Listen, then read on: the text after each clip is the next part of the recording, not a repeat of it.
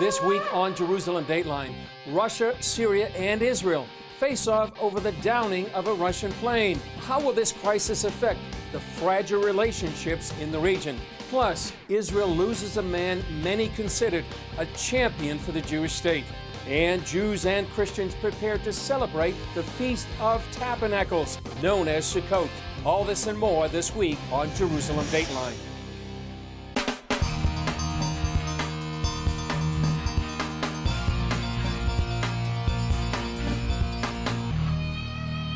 Hello and welcome to this edition of Jerusalem Dateline. I'm Chris Mitchell. A senior Israeli military delegation went to Moscow in an attempt to calm Russian anger over the downing of one of its planes. Russia is blaming Israel and threatening a response. CBN Middle East Bureau correspondent Julie Stahl has that story.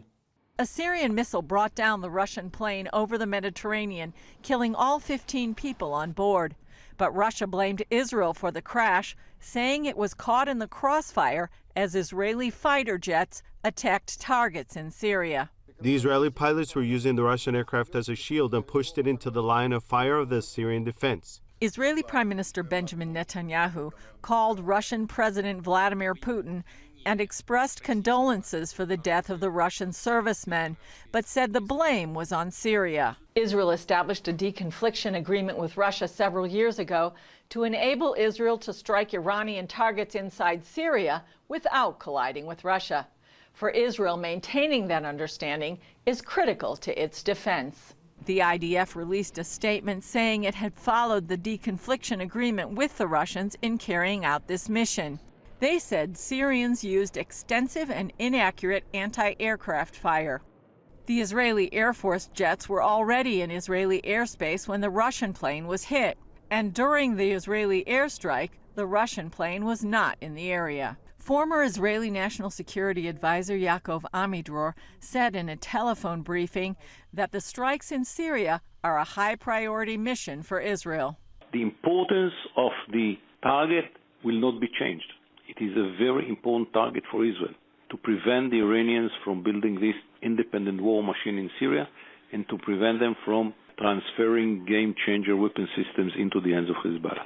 United Nations Special Envoy to Syria urged the players to exercise restraint. We call upon all parties, especially when we are getting this type of positive news regarding what could have been a dramatic military escalation, to refrain from military actions elsewhere that would only exacerbate an already complex situation. Regarding Iran's presence in Syria, the U.S. says Iran has to go. Iran cannot dictate the future for the Syrian people.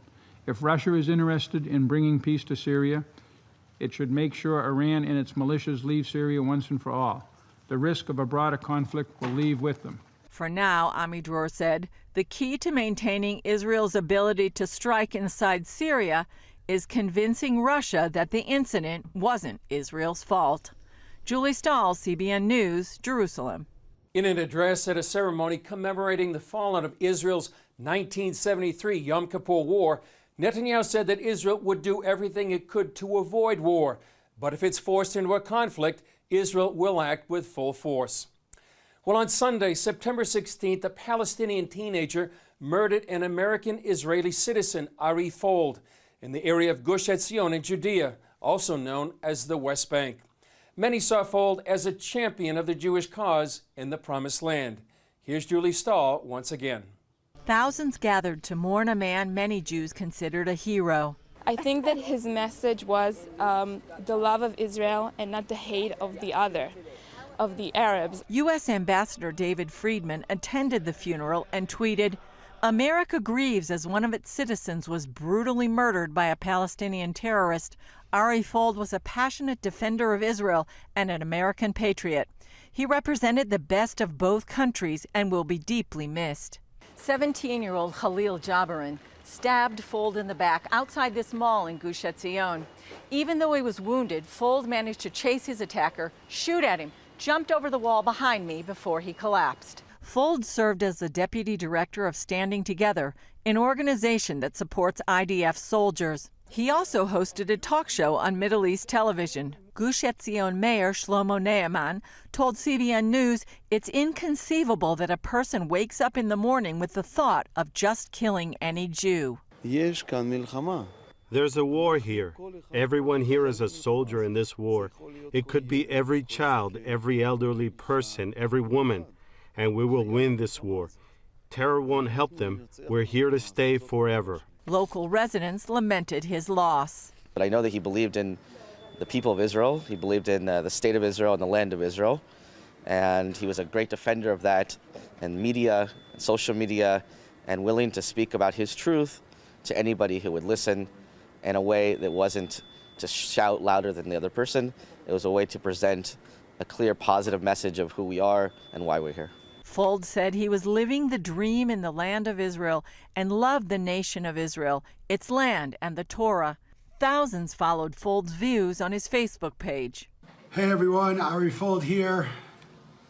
We're broadcasting out of the beautiful rolling hills of Judea, Israel. Fuld is survived by his wife and 4 children. Julie Stahl, CBN News, Gush Etzion, Judea.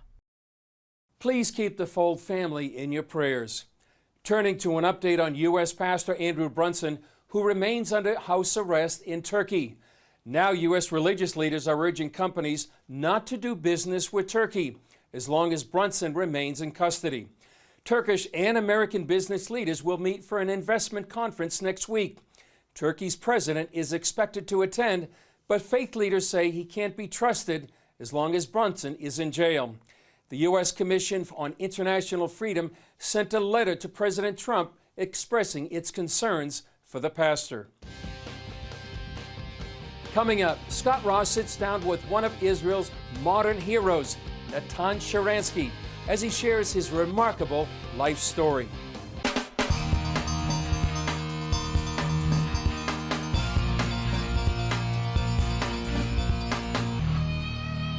When Jewish people return from around the world to live in Israel, it's a joyful end of a long journey. One of the more famous stories is that of Natan Sharansky, whose immigration from Russia to Israel paved the way for the exodus of 2 million Soviet Jews. CBN's Scott Ross has that story. Natan Sharansky has been connecting Jewish people to Israel for 50 years. There was a time, however, he didn't see anything good about his heritage. I was born in 1948 in the Soviet Union, in Ukraine. We had nothing Jewish in our life. We were absolutely assimilated. No Jewish institutions existed, no Jewish culture, no synagogue. But there was one very Jewish thing in our life, and it was anti-Semitism. There was nothing positive in my being Jewish. There was only negative. That changed in 1967 when Israel defeated the armies of Egypt, Syria, and Jordan in the Six-Day War, reuniting Jerusalem under Israeli sovereignty. Here, Israel emerges victorious after the attempt of Arab countries to destroy it. And the Soviet Union made a lot of efforts to destroy Israel. It also marked the time Sharansky and other Soviet Jews began their search for what it meant to be Jewish. Everybody connects you to Israel and says how your soldiers could do it.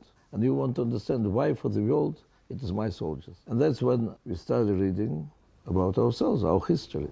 And suddenly you discover that you have such a unique history, which starts not from this communist dictatorship, which starts from exodus from Egypt, and this desire to be free. And you discover that there is a state of Israel, which is that you want to be part of it. That would give you strength to start fighting for your right of a Jew to leave, to go to Israel. Would the Soviet Union allow you to emigrate? It was impossible. It was the regime who already killed tens of millions of citizens. So they would have no problem to kill another few hundred Jews, but we were luckier.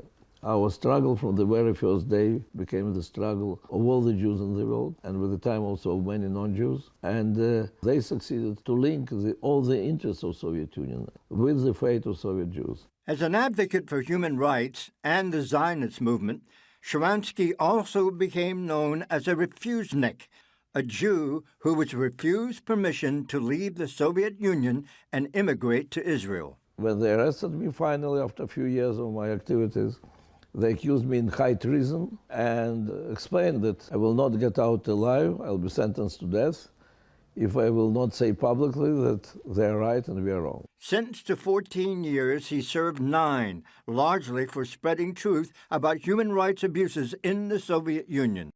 Now, I understand when you were in prison that one of the things that strengthened you was the Book of Psalms. My Hebrew was not good enough, and I was reading, comparing different words, sentences, and it so happened that the first sentence which I understood fully was Psalm 23, and when I go through the valley of death, fear no evil because you are with me. Were you a believer in God before this? There is no physical explanation why you are ready to sacrifice your life if you don't understand that there are things which are much bigger than your physical survival. When I understood that I'm released, when they took away all the prison clothes, gave me civil clothes, and brought me to the airplane, so I was lying in the snow, refusing to move until they'll bring me back my psalm book. You still have it? It's always with me, yeah. No, that's it? Yeah, that's it. Sharansky and his wife Avital were married one day before his arrest. She then led the charge for his release. They crossed the border and the airplane from Israel took me, and that's how I met, after 12 years, my wife, and that's how I met all our Jewish people. So the day which started in Soviet KGB prison finished near the Kotel with thousands of our friends celebrating my release. His struggle played a major role in the fall of the Iron Curtain, which opened the door for 2 million Jews to leave the Soviet Union. Years later, Sharansky headed the Jewish Agency, the organization that brings new immigrants to Israel. So it is really the history of Exodus repeated itself in modern history. Yes. When you hear your enemies threaten and they're going to push you into the sea and destroy the state of Israel, how do you respond to that? We have to stand against all this hypocrisy, against all this hatred, and we rely on us, on our faith, on our God, and on our friends. When you look back through the history and you see where Israel is now, how do you feel about your country? God speaks to us by his doings. Right. Simply look what he's doing with Jewish people, and that's the best proof of his presence. What happened with Soviet Union? Soviet Union doesn't exist. See what happened with Israel. There is no country in the free world with such a successful, strong economy. And we brought so many Jews from so many different cultures, and how they all are becoming one people united with one vision. So that's the miracle. Scott Ross for CBN in Jerusalem. Up next, in just 2 years, the Jerusalem Prayer Breakfast has become a major meeting for Jews and Christians. Find out why when we come back.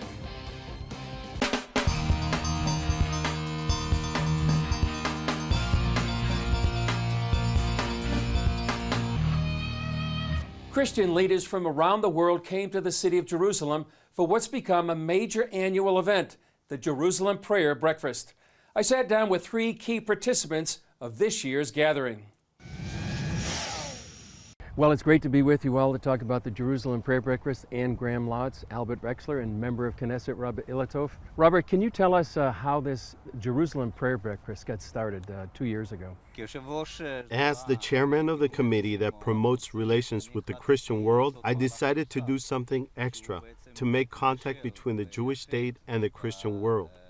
And I thought Jerusalem is something that unites us on this topic, and the prayer for Jerusalem is a joint thing that can really push us forward in order that our relations will be warmer, direct, and more effective.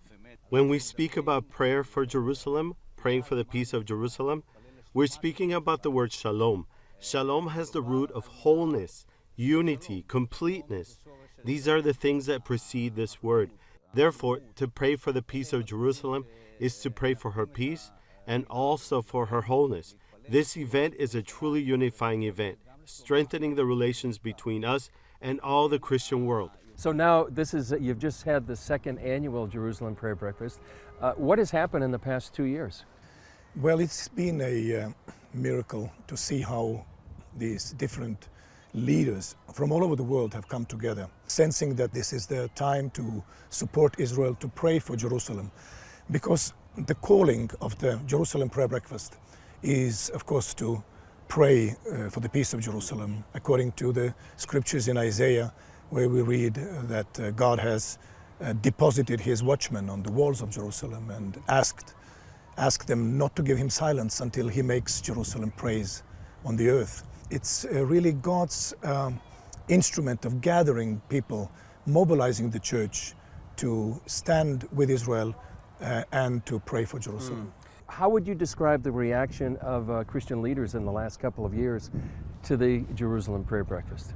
I think the response has been overwhelming, and it's been positive, to say the least.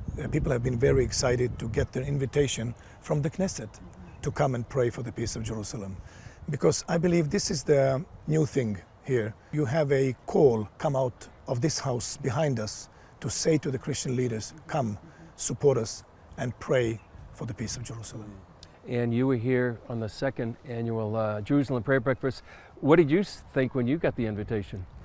I thought it was phenomenal. In fact, just what Albert has just described, the people around the world being moved of God's Spirit to pray for the peace of Jerusalem, that hasn't been happening in the past. So God is moving. I feel like his focus is very much, always has been, but you just sense in the Christian world, God's focus on this city and this land and these people, and rallying people like me, a Gentile woman, and others from around the world to pray for the peace of Jerusalem and to pray for the people here. And so when I received my invitation from Robert Ilatov, it was very official, and he was explaining his heart and his vision and inviting me to come and participate, actually, to be a speaker.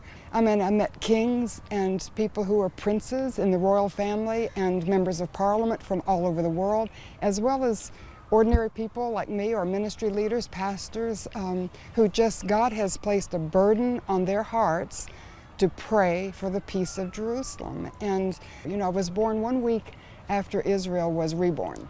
So she was born on May 14, I was May 21st, both 1948. So I feel like my life has been intertwined with Israel from the day I was born, actually. And so this is the year of God's favor, I believe, and the year of answered prayer, the year of blessing. The New Testament tells us that God's blessings are not just to hoard or to enjoy, but they're to bring us to deep repentance and a gratitude, a fresh gratitude to our God who sends all the blessings that are worth having come from above. So when we're blessed in this 70th year, I believe it's a time to turn to God and to thank him and to express our gratitude.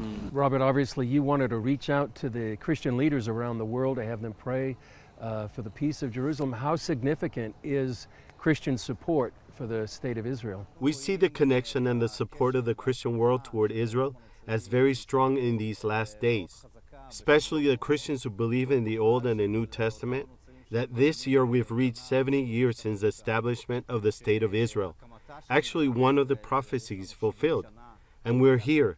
The Jews arrived and returned from all over the world to this land and established the state of Israel, revived the language, and we're continuing the commandment of God on this land. And can I insert something? Sure. Because it's not just to unite us, but God is a prayer hearing, a prayer answering, a miracle working, covenant keeping God. So I believe God's calling people to pray because he wants to pour out his blessing in the 70th year and answer our prayers and bring peace to the hearts of people, bring peace to these people. So it's not just an exercise, it's reaching out to the living God and asking for his blessing. I want to invite you next year to join us in prayer for the peace of Jerusalem. I want to invite the Christian leadership to come next year to Jerusalem to participate in joint prayer. Well, Minister of Knesset, Robert Ilatov, and Ann Graham-Lotz, Albert Drexler, thanks you so much for talking about Jerusalem Prayer Breakfast, and hopefully we'll be seeing that for the third one next year here in Jerusalem.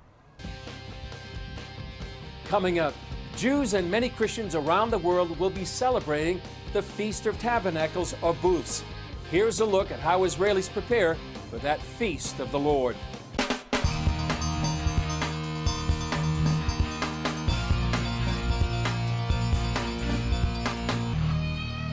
Just 5 days after Yom Kippur, Jewish people begin to celebrate Sukkot, or the Feast of Tabernacles.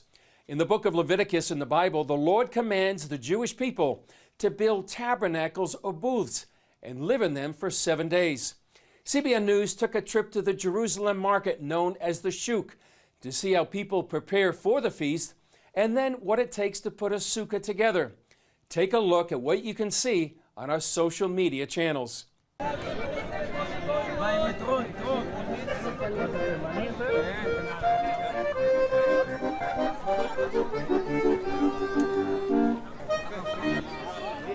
So I just want to tell you what we're actually doing here. It's in the book of Leviticus, and it says you should take for yourselves on the first day the fruit of beautiful trees, branches of palm trees, the boughs of leafy trees, and willows of the brook. These funny-looking lemons are called etrogs or citrons. They're citron fruits, and they are edible, but we don't buy them to eat at this time of the year. You want to make sure you get one that doesn't have a blemish in it, because it's a special fruit that it speaks about in the book of Leviticus for this holiday.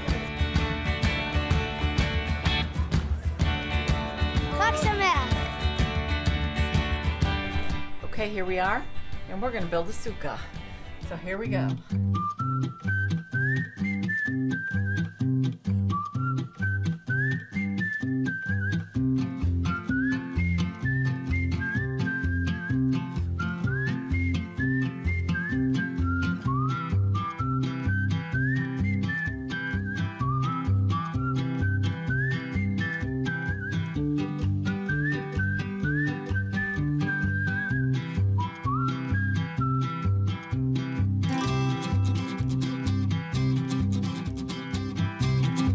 Chag Sameach, have a happy holiday.